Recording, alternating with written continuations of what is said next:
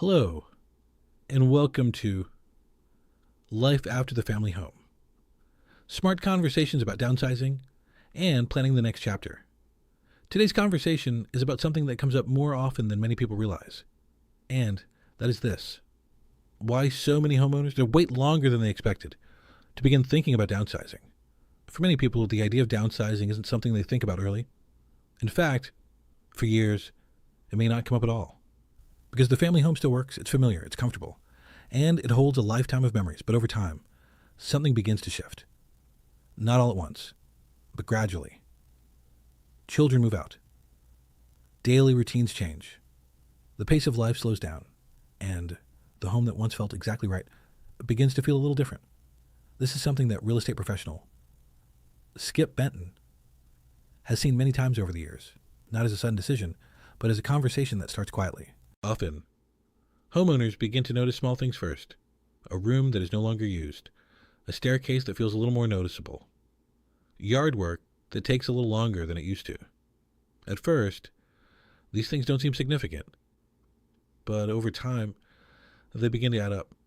And still, many homeowners choose to wait. Not because they're ignoring the situation, but because there are very real reasons why people stay.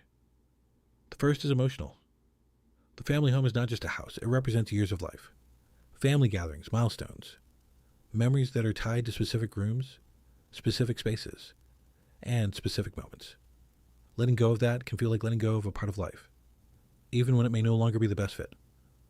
Another reason people wait is uncertainty. Downsizing raises questions. Where would we go? What would we move to? Would it feel like home? And for many homeowners, those questions don't have immediate answers. So the easiest decision is to do nothing and stay where they are. There's also a practical side to waiting. Many homeowners have owned their homes for decades. Their mortgage may be paid off. Their costs may feel manageable. And from a financial perspective, there may not seem to be an urgent reason to move. So the decision gets postponed, sometimes for years.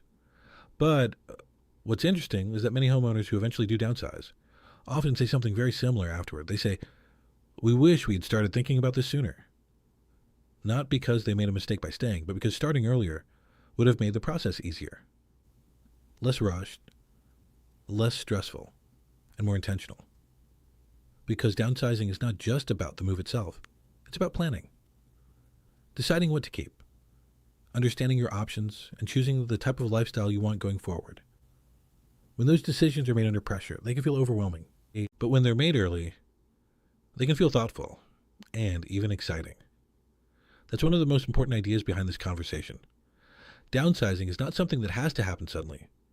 In fact, it often works best when it doesn't.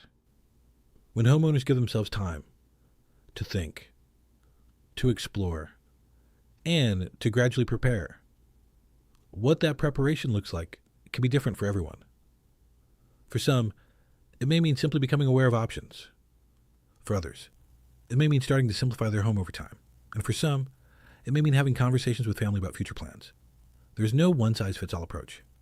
But there is one common theme.